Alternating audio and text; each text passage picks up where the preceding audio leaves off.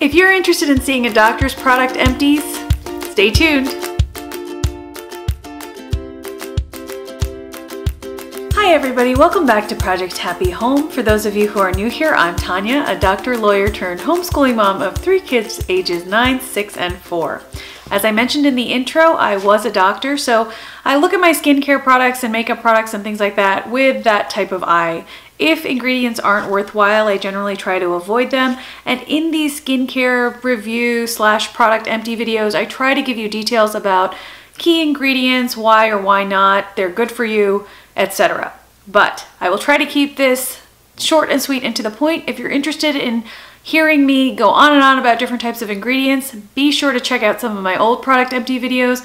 I wax on eloquently about sunscreen as well as hyaluronic acid and other ingredients like that. So I'm just gonna pick randomly from my basket of empties here and go in no particular order. So the first thing I grabbed from my basket is the Hada Labo Tokyo Skin Plumping Gel Cream. I've mentioned this in several previous skin empties or product empty videos, so go ahead and check that out. Its key ingredient is hyaluronic acid.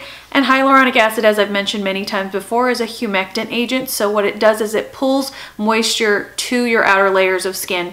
Basically, it pulls moisture from your underlying layers of skin towards the outer surface, as well as from the atmosphere. The issue with people who use hyaluronic acid creams and don't like them is that they are not following up with an occlusive layer. Because basically what'll happen is if you have a humectant on your skin and nothing else to shield that water loss, the water will just get pulled out of your skin and into like a drier atmosphere.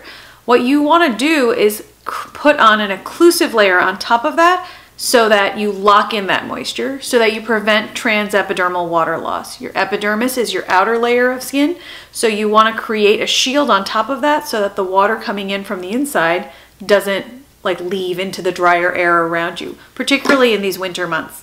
I generally tend to alternate between the Hada Labo Skin Plumping Gel Cream and the Neutrogena Hydra Boost for dry and sensitive skin because it is the one that is unfragranced.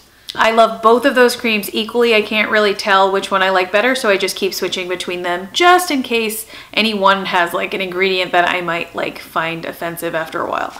The next thing I grabbed out of my basket is the Moroccan Oil Dry Shampoo for dark tones. Moroccan Oil, if you've never used any of their products, has this lovely scent to it. The dry shampoo kind of does. It dissipates really quickly, so it's not really worth the extra money. I thought it was an unremarkable dry shampoo, honestly. No better than other dry shampoos that I've used. For example, Batiste, which you can get in any drugstore. So I have gone through both of these. And I haven't done a product empties in a couple months, so I think one of them will last you about a month. So I generally only shampoo my hair about twice a week, so basically I put this in for the last couple nights as it starts to get more oily, and the way I do my dry shampoo is I just part my hair in different places and spray it along in a nice line and then sleep in it, and then in the morning I just shake it out and stuff like that. I really don't feel that much residue or anything that way because I feel like it spends the nighttime kind of sopping up whatever oils there are, etc. But speaking of Batiste, I think it's great. I haven't really been like so amazed by it like some people are. I think it does a good job of doing its job, and that's all I can say about that. I don't think it's the end all or be all, and this is the one for brunettes, and I think it's really white looking, so I don't get how it's for brunettes. I don't know what the other one looks like, but it comes out of the can kind of brownish, but like really light brown. So I don't know. I wouldn't call it for brunettes. But either way, it doesn't matter because in the morning it just brushes out. So there's no like white residue in my hair. But when I put it in, it's really fun because you can do like kind of a Halloween-y vibe if you wanted to, because it is that much different from my own hair color. The next thing I pulled out is the CeraVe Hydrating Facial Cleanser for normal to dry skin with 3 essential ceramides and hyaluronic acid. So I really like CeraVe products. I've talked about them many times in my product reviews. It says developed with dermatologists. Just FYI, that's pure marketing. I mean, it probably is developed by dermatologists or with dermatologists because most skincare companies and cosmeceutical companies employ dermatologists. But that doesn't mean it's approved by dermatologists. There's no such thing really, you know, so they found a dermatologist to say that it was great. Usually that dermatologist is on their payroll, so you know, it's not a big deal. This also calls itself out as non-comedogenic, which means it won't clog your pores. A lot of things are non-comedogenic. This definitely is. It's a really lightweight cleanser. It's non-foaming. They have another one that specifically is foaming if you like that feel of bubbles. I don't. My skin is combination and the skin on my face isn't very dry, but it is very sensitive. So anything that kind of strips it of its natural oils gives me this weird feeling on my skin. But I really, really like this. I've been using it for quite a while. I like it a lot better than the Cetaphil facial cleanser, gentle skin cleanser, that is also very popular for people with sensitive skin. I find that this cleans your skin much better than the Cetaphil does. The Cetaphil is very non-irritating, but it doesn't seem to do anything. So it doesn't seem to take anything off. The next product is by Now Solutions. It is their sweet almond oil. I like using almond oil and different oils that are generally used as carrier oils and natural products to dilute my heavier moisturizers, for example, a shea butter moisturizer or something like that, just to make it easier to spread. I prefer jojoba oil. However, I really did enjoy this almond oil. I finished the entire bottle, and Now Solutions has a really good price point. You can find them on Amazon. They are expeller pressed, hexane free, pretty much free of chemicals, etc. This is food grade almond oil, so you know, you can get a pretty good product for a pretty decent price. I don't, however, use oils like that on my face. In general, for my first oil cleansing step on my face to dissolve like my sunscreen and everything, I use a facial cleansing oil from Hada Labo, which I've mentioned in previous product empties if you want to go check that out. Protini Polypeptide Cream by Drunk Elephant. Now, Drunk Elephant is a pretty high price point. I get it off of Sephora. I really liked the Protini Polypeptide Cream. The polypeptide cream says that it has a concentration of signal peptides, growth factors, supportive amino acids, and pygmy water lily for visible and immediate improvements in the appearance of skin tone, texture, and firmness. Honestly, claims like that, I would argue that most moisturizers will immediately improve your skin tone, texture, you know, tone, and moisture content. Most tests will show that because you are automatically creating a layer that prevents transepidermal water loss through your skin. So kind of ignore those marketing claims if you see them. So regarding the signal peptides, peptide technology is fairly new in the cosmeceutical industry. It has been shown to help skin cells in vitro, so like in experimental situations, but not necessarily in human people, in actual people in clinical trials. So take that with a grain of salt. I really like this cream. I thought it was really moisturizing, really pleasant, no irritation whatsoever. That being said, I'm not like, this is not a ride or die for me.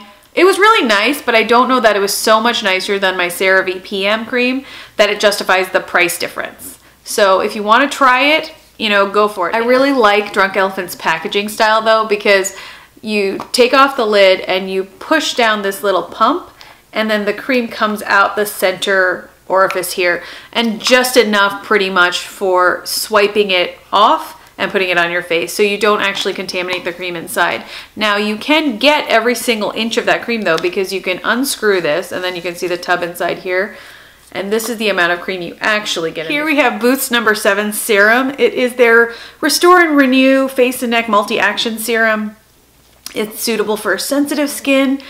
Honestly, the whole neck thing, everyone's worried about their neck, everyone's worried about wrinkles in their neck and aging in their neck, etc. It's really hard to stop visible signs of aging in your neck. Like every other part of your body, the main thing to do to stop visible signs of aging is to put sunscreen everywhere, including your neck. The neck is often forgotten, and we also spend a lot of time staring down at our phones, which creates more wrinkles than would normally be there. So good luck with your neck, but I wouldn't like freak out and start spending all sorts of money on neck serums. This one is labeled as a face and neck serum.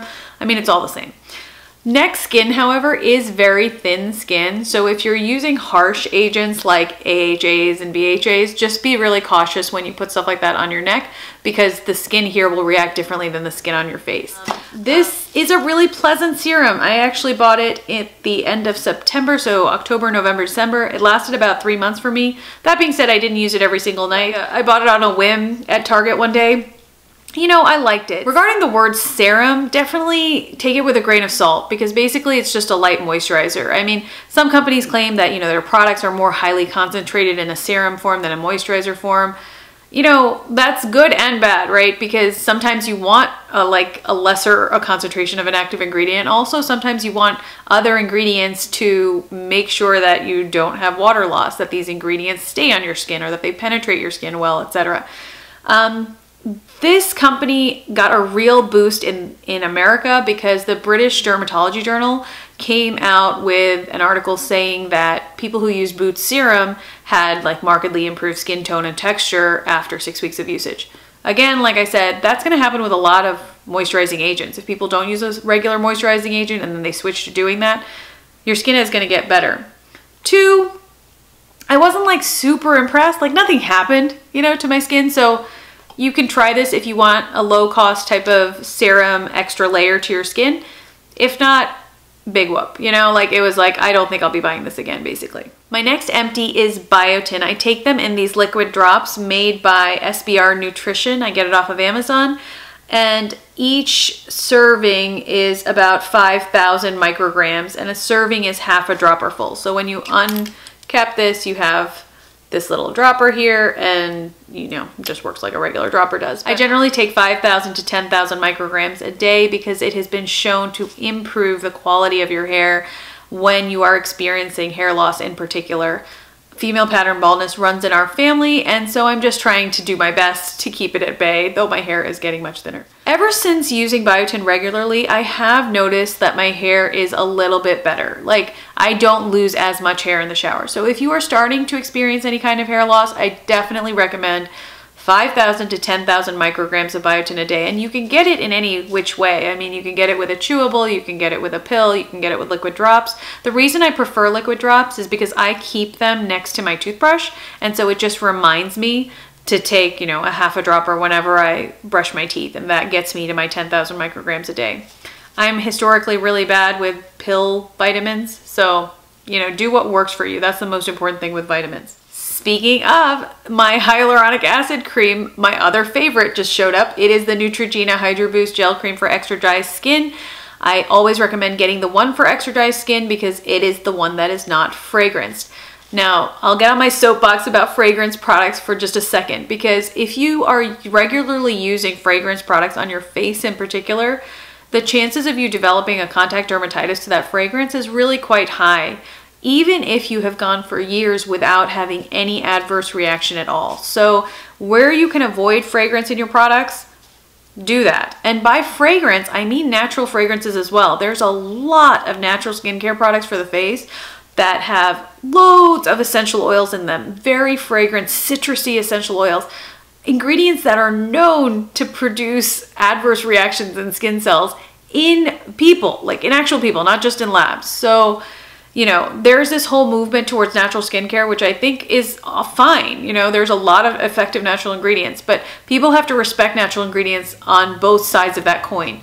There are definite adverse reactions from some of them, and people who are making these natural products, sometimes they're like, you know, women like the sound of like citrus in their products, so they're gonna put in citrus peel in this like facial cream.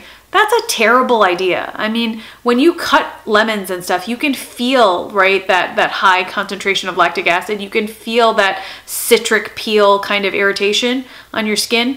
What do you think is happening when they put that in a cream and it goes on your face? So just be a little bit more cautious when you're buying natural products in particular, because these things aren't harmless. They can certainly be beneficial, but they can also be harmful when used incorrectly. So I would just avoid fragrance altogether in your facial products especially. There's really no reason to use them in your body care products either, but I always do because I like the way it makes me smell. But I don't think you need to do that for your face. Neutrogena's Visibly Even Daily Moisturizer with Sunscreen. It is SPF 30 with Helioplex and soy to reduce blotchiness. Now, soy has been clinically proven to reduce discoloration, not nearly to the extent of other ingredients like kojic acid and more pharmaceutically derived ones, but it does something. So I thought, why not try this? It's a really light chemical sunscreen, but it has SPF 30 and it has Helioplex, which is broad spectrum. So it covers UVA and UVB rays.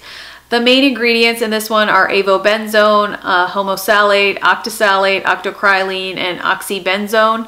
So it's not coral reef safe. So if you go to Hawaii, they will confiscate this. But if you're not going to Hawaii, it might be really good for you. Just don't go swimming in the ocean with it on.